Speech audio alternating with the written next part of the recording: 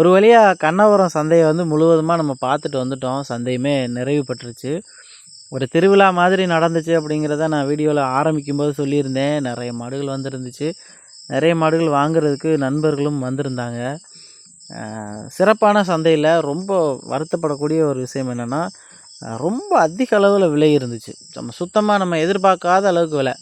ஒரு கன்றுக்குட்டி இருக்குது, ஒரு 10,000 இது இது ஒரு 10,000 மதிக்கலாம்ப்பா அப்படின்னு நம்ம கெஸ் பண்ணோம்னா, அந்த கன்றோட விலை 17,000 18,000 இருந்துச்சு.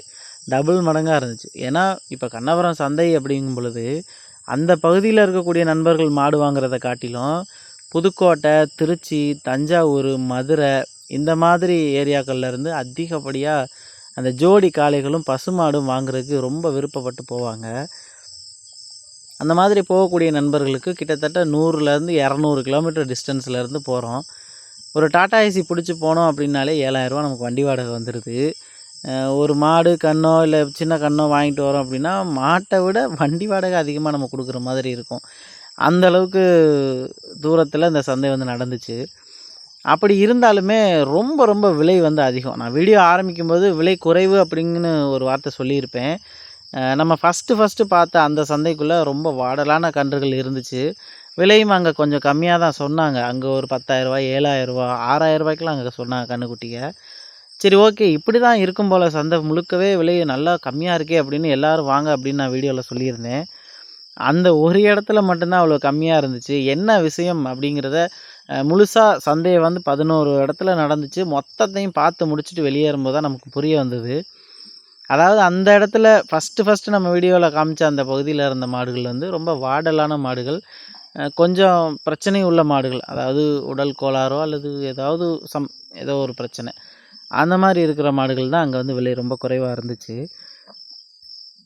அதுக்கடுத்து தாண்டி உள்ளே போகும் பொழுது மாடு நல்லா இருக்குது, சுத்தமாக இருக்குது, எந்த பிரச்சனையும் இல்லை, நல்ல வாட்ட சாட்டமான மாடு, நல்ல ஒரிஜினல் ப்ரீடு அப்படின்னா அதோடய விலை வந்து எப்போதும் போல் ரொம்ப ரொம்ப அதிகம்தான். எதிர்பார்க்காத அளவுக்கு விலை வந்து அதிகம். இந்த வீடியோவில் நான் ஸ்டார்டிங்கில் தம்ப்நெயில் பார்த்துருப்பீங்க, டைட்டில்லையும் பார்த்துருப்பீங்க.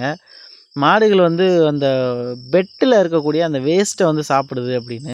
இந்த வீடியோவில் நான் முழுசாக அதை வந்து காப்பி பண்ணிட்டு வந்திருக்கிறேன். அதாவது வீடியோ எடுத்துகிட்டு வந்திருக்கிறேன். நிறைய மாடுகள் கன்றுக்குட்டிங்களுக்கு ஒரு ஒரு ஒரு ட்ரம்முன்னு சொல்லுவோம் பார்த்தீங்களா, ப்ளூ கலர் ட்ரம்மு, அந்த ட்ரம்மை பாதியாக கட் பண்ணி அதில் பாதி ட்ரம் அளவுக்கு முழுசாக அந்த பெட்டில் இருக்கக்கூடிய வேஸ்ட்டு, அந்த சோபா பெட்டு, அது மாதிரி அந்த பஞ்சு மாதிரியே ஒரு ஒரு விஷயம் இருக்கும் இல்லையா, பஞ்சும் இல்லை, அதை விட அது வேஸ்ட்டு. பஞ்சு கூட ஓரளவுக்கு நல்லாயிருக்கும், அதுவுமே கூட சத்துன்னு கூட சொல்லலாம். பஞ்சை விட அதுக்கு அடுத்த ஸ்டேஜுக்கு வேஸ்ட்டாக நம்ம தூக்கி போடக்கூடிய ஒன்று, அதை போயிட்டு மாடுகள் வந்து சாப்பிட்டுக்கிட்டு இருந்துச்சு.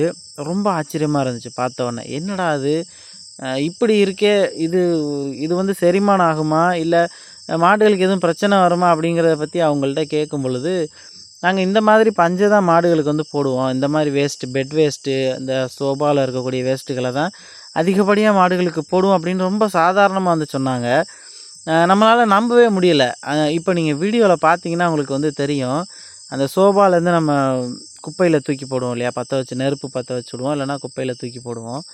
அந்த வேஸ்ட்டை தான் இந்த மாடுகள் வந்து சாப்பிட்டுக்கிட்டு இருந்துச்சு.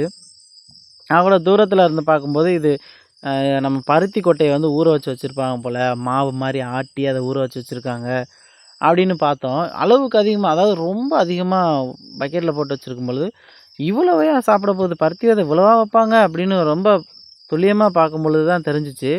அது ஃபுல்லாகவே அந்த பெட்டில் இருக்கக்கூடிய வேஸ்ட்டு. காளைகளுக்கு இது வந்து கொடுக்கலாமா, இல்லை நீங்கள் யாரும் கொடுத்த அனுபவம் இருக்குதா, இந்த மாதிரி கொடுக்குறதுனால என்ன பெனிஃபிட் இருக்குது, இது கொடுக்கலாமா கொடுக்கக்கூடாதா, ஒருவேளை டாக்டர்ஸ் யாராவது வீடியோ பார்க்குறதுக்கு வாய்ப்பு இருக்குது, பார்த்துட்டு கமெண்ட்டில் வந்து சொல்லுங்கள் கொடுக்கலாமா என்ன அப்படிங்கிறத.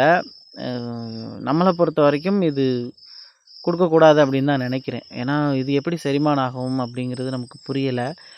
கேட்டதுக்குமே நாங்கள் இப்படி தான் வளர்க்குறோம் அப்படின்னே சொன்னாங்க. கடைசி ஒரு பார்ட் மட்டும் இருக்குது இந்த சந்தையோட வீடியோ, அதையும் வந்து நான் நாளைக்கு வீடியோவில் வந்து அப்லோட் பண்ணுறேன். அதில் ஒரு 21 லட்சம் ரூபாய்க்கு ஒரு காங்கேயம் காளை வந்து விலை சொன்னாங்க. அது எப்படி இருக்குது அப்படிங்கிறத கடைசி வீடியோவாக வந்து பார்ப்போம். சந்தை வந்து முடிஞ்சதுக்கப்புறமா எதுக்கு நண்பா வீடியோ போடுறீங்க, எந்த பயனுமே இல்லையே அப்படின்னு கேட்குறதுக்கு வாய்ப்பு இருக்குது. நீங்கள் இந்த மாதிரி சாப்பாடை இந்த மாடுகளுக்கு கொடுக்கலாமா, இந்த மாதிரி சாப்பாடு எனக்கு என்ன சொல்கிறது அப்படின்னே தெரியல. நம்ம பார்த்து பார்த்து ஒன்னொன்னையும் ஒரு ஒரு பருத்தி கொட்டையில் கொஞ்சோண்டு பஞ்சு கூட இருந்தாலே அதை நம்ம வாங்க மாட்டோம். ஏதாவது ஒன்று பஞ்சு மாதிரியான ஏதாவது சமாச்சாரம் சாப்பாட்டில் இருந்துருச்சுன்னா அந்த மாட்டுக்கு கொடுக்காம எடுத்து போடுவோம். ஆனால் இந்த மாடுகளுக்கு அதையே முழு நேர உணவாகவே இதைத்தான் கொடுப்பாங்களாம். புல்லு, வைக்கோல், மற்ற தீவனங்கள்லாம் கிடையாதாம். இதை மட்டும்தான் இந்த மாடுகள் சாப்பிட்டுட்ருக்கோம் அப்படின்னு சொன்னாங்க. இதை பற்றின உங்களுடைய கருத்து என்ன அப்படிங்கிறத கண்டிப்பாக நீங்கள் கமெண்ட்டில் வந்து சொல்லுங்கள். இது சாப்பிடக்கூடிய விளைவு வந்து எல்லாருக்கும் வந்து தெரியறதுக்கு வாய்ப்பு இருக்குது. ஒருவேளை இந்த மாதிரி தெரிஞ்சோ தெரியாமலோ வச்சுக்கிட்டு இருந்தாங்கனாலும் அவங்க அடுத்து மாற்றிக்கிறதுக்கோ இல்லை அதையே கண்டினியூ பண்ணுறதுக்கோ ஒரு வாய்ப்பாக வந்து இருக்கும். வீடியோ தொடர்ந்து பாருங்கள். அடுத்த வீடியோவில் பார்க்கலாம்.